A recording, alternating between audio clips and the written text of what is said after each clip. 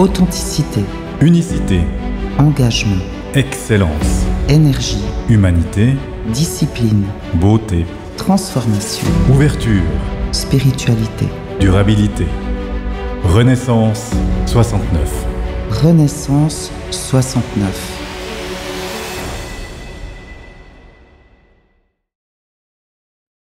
Bienvenue sur Renaissance 69. Bonjour Lina. Bonjour Yann, bienvenue cher auditeur auditrice sur Renaissance 69. Aujourd'hui, on va décortiquer un sujet qui fait toute la différence entre ceux qui rêvent et ceux qui réalisent. La discipline. Pour en parler, j'ai avec moi Lina. Lina, content de t'avoir ici. Merci, tout le monde sait que je suis la reine de la discipline. Quand on parle de discipline, chacun a sa propre définition. Pour toi, c'est quoi exactement ? La discipline, c'est la base de la réussite. Je pense que sans discipline, personne ne peut arriver à atteindre ses objectifs et donc à réussir. Et pourtant, c'est dommage parce que je ne comprends pas pourquoi, mais elle est souvent mal comprise. Pour moi, la discipline, c'est un pacte avec soi-même.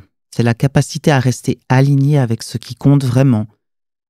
Même quand l'envie ou la motivation ne sont pas là, c'est une forme d'autodiscipline et de responsabilité. Intéressant. Et est-ce que c'est un trait de caractère ou quelque chose qu'on peut travailler, à ton avis ? C'est quelque chose qu'on peut travailler, on n'est pas discipliné ou pas. Après, il y a l'environnement qui va jouer un rôle, mais je dirais que c'est une compétence ou peut-être une prédisposition naturelle.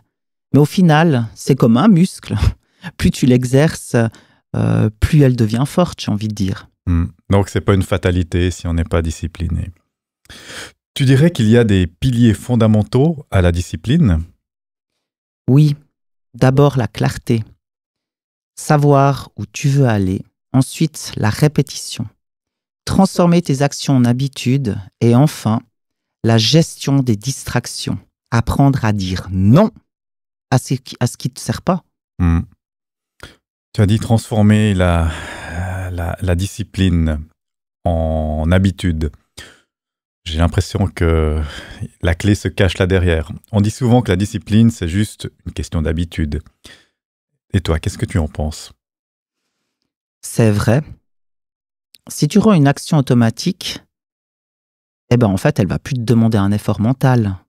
Plus tu simplifies le passage à l'action, plus tu es discipliné sans même y penser. Ça devient naturel, en fait.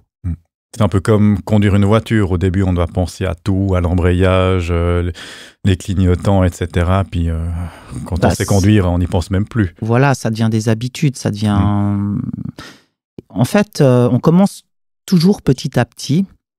Pareil, si tu veux faire du sport, tu ne commences pas par faire 1 heure de sport par jour. Tu vas commencer par 5 minutes et progressivement, tu vas rajouter, peut-être faire 10 minutes, 15 minutes. Enfin, il faut y aller progressivement. Et ensuite, je dirais qu'il faut attacher son habitude à une routine existence. Ça, c'est très important. Qu'est-ce que je pourrais donner comme exemple ? C'est que ça serait comme boire un café avant de lire 10 pages d'un livre. Et enfin, ce qui est important, c'est d'éviter de se baser sur la motivation. Parce que la motivation, c'est très bien qu'elle fluctue. Il faut privilégier la discipline en mettant en place un système qui te facilite la vie. C'est beaucoup d'informations. Tout ça sonne bien. Maintenant, dans la réalité, si on a du mal à tenir ses habitudes, ses routines sur le long terme, qu'est-ce que tu préconises, Lina ? On est foutu ? Non. Non, mais je dirais que la clé, c'est d'avoir un rappel visuel, une forme d'engagement. On en revient toujours au même mot, l'engagement. Peut-être, ce qui serait bien, c'est de tenir un journal, de trouver des partenaires qui sont responsables et qui s'engagent comme toi. La discipline, c'est avant tout de la cohérence avec soi-même. En tout cas, moi, ça me parle. Il y a un autre sujet que j'aimerais qu'on aborde, la créativité. C'est un petit peu un domaine qui me touche particulièrement dans mes activités créatives, artistiques, mais même de manière générale, on peut être créatif dans l'entrepreneuriat, dans un tas de choses de sa vie. Donc, beaucoup pensent que discipline et créativité sont opposées. Toi, qui travaille à la fois avec des entrepreneurs et des sportifs. Qu'est-ce que tu en penses? Moi, je pense qu'ils vont de pair, en fait. Pour moi, c'est un mythe. La discipline, elle libère la créativité. On va dire que tu le sais. Si tu as une structure et des habitudes solides, ton esprit est plus libre d'explorer. Regarde les grands artistes. Les meilleurs sont ceux qui ont un cadre de travail strict. Donc l'un n'empêche pas l'autre. Et comment on trouve l'équilibre entre rigueur et créativité? Alors, juste pour redire, c'est pas que l'un n'empêche pas l'autre, je pense que ça va un peu de pair. Et puis, par rapport à ta question, je dirais que l'équilibre entre la rigueur et la créativité, c'est tout d'abord des routines flexibles. Il faut fixer des plages horaires créatives, mais il faut en même temps garder du temps pour s'organiser. Comme tu le sais, sinon tu passes plus de temps à penser à quoi est-ce que tu vas faire et à créer. Intéressant. Maintenant, est-ce que la discipline, c'est censé nous apporter plus de liberté au final? Et si oui, est-ce que tu penses que la liberté, la discipline, c'est un levier pour avoir plus de liberté au final? Exactement. C'est elle qui te permet d'être réellement maître de ton temps. Maintenant, comme pour toute chose, pour arriver à l'efficacité, je ne vais pas dire la perfection, les obstacles à la discipline, comment les contourner? Donc, soyons honnêtes, on sait tous qu'on devrait être plus discipliné, et moi y compris, pour certaines choses en tout cas, et pourtant, on galère. Pourquoi? Tout simplement parce qu'on se fixe des objectifs flous ou inatteignables. Il faut quand même être conscient de ce qu'on peut faire ou pas faire. D'où le bien dire fait rire et le bien faire fait taire. La discipline, elle ne fonctionne pas que si elle est adaptée à toi et à ta vie. Si tu veux te lever à 5 heures du matin, mais que tu dors à 2 heures du matin, c'est clair que tu vas échouer. L'objectif, c'est la discipline adaptée, pas l'extrémisme. C'est intéressant parce que quand on parle discipline, on pourrait tout de suite penser qu'on est dans quelque chose de presque sectaire, où on doit suivre un certain schéma, on doit se lever tôt ou autre. Moi, je vois, j'ai un fonctionnement, je peux être très productif des fois le soir, ou même des fois très créatif, selon ce que je fais. Et je sais, comme tu le dis, si je vais me coucher trop tard, je ne pourrai pas me lever tôt. Mais ce que je fais moi, des fois, c'est que je prévois certains jours dans la semaine où je m'octroie plus de temps le soir pour être créatif, pour faire des choses où mon esprit est aligné avec ça. Et certains autres jours où je me lève tôt parce que je sais que j'ai besoin d'être frais, dispo, d'avoir la fraîcheur du matin. Donc, parfois aussi, on a envie de repousser les choses. Et puis, je veux dire, la procrastination, je pense que ça nous connaît tous. Comment tu la gères? Alors, déjà, j'aimerais revenir sur quelque chose que tu as dit qui est très intéressant pour moi. Tu vois, il y a la phrase toujours qu'on répète, l'avenir appartient à ceux qui se lèvent tôt. Et moi, je dis toujours à ceux qui se lèvent tôt et à ceux qui se couchent tard. Bon, ça c'est... Toi, tu as ta façon de gérer où tu dis, il y a des moments où tu vas être plus créatif au niveau artistique ou peu importe.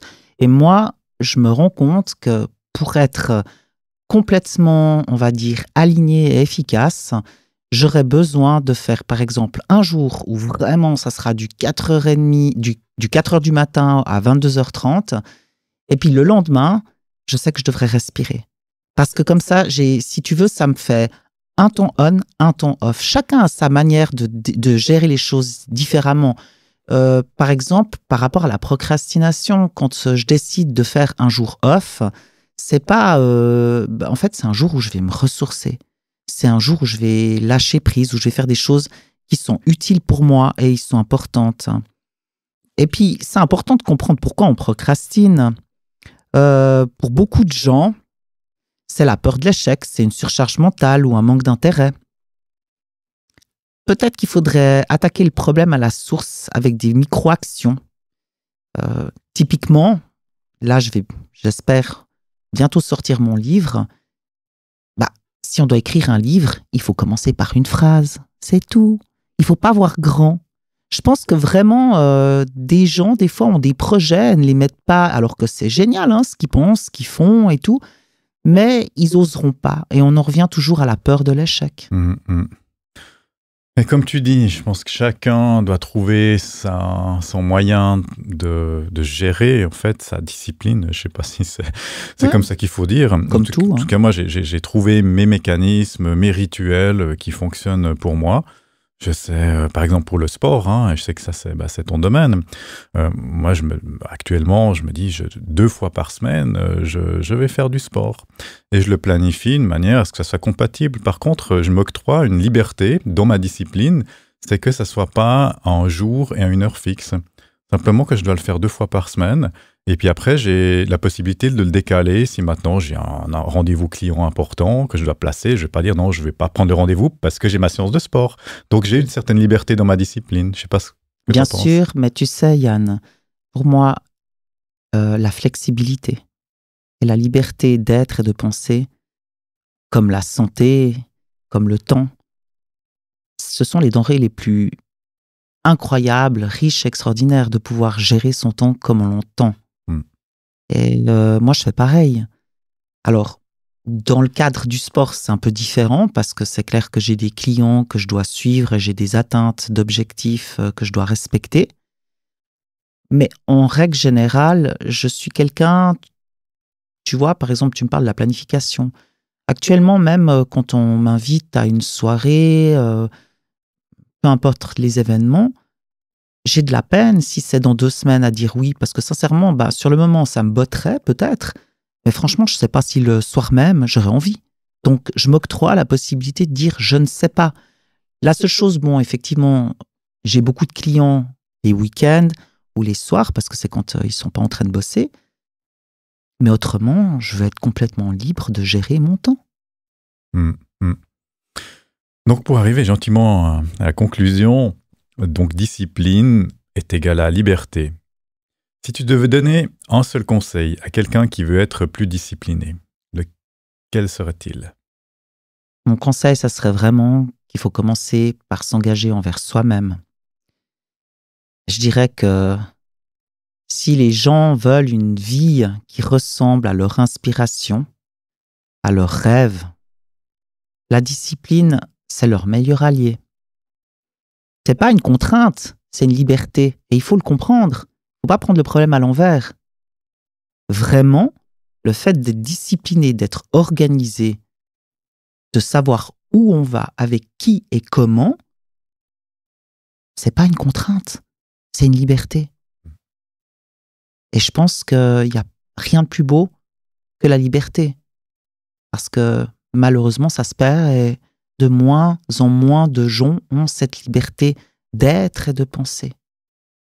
Voilà. J'espère vraiment que, chers auditeurs, auditrices, que vous preniez le temps pour vous de vous organiser, d'être discipliné, afin justement d'avoir cette liberté. Sur ces belles paroles, Lina, je pense qu'on va conclure ce sujet pour aujourd'hui. Un grand merci d'avoir donné ta vision sur la discipline, qui est quelque chose de fondamental dans ce que tu fais. La discipline, c'est vraiment la clé de tout. Oui, et pour tout le monde, mais je veux dire en particulier, toi qui est dans l'accompagnement, le coaching mental et sportif. Je suis tellement discipliné qu'on me dit que je suis militaire des fois, mais enfin bon, il y a quand même cet aspect, heureusement, comme je l'ai dit, qui a été un grand travail d'introspection, qui était difficile, de remise en question, où j'ai tout remis à plat et je fais les choses différemment. Alors effectivement, il y aura des moments où je serai discipliné, mais encore une fois de plus, je suis un véritable clown et j'adore rire. Mais justement, c'est différentes approches que je vais avoir et puis c'est ça qui est important, je pense. Magnifique. Merci beaucoup, Lina. Merci de nous écouter sur Renaissance 69 et à très bientôt.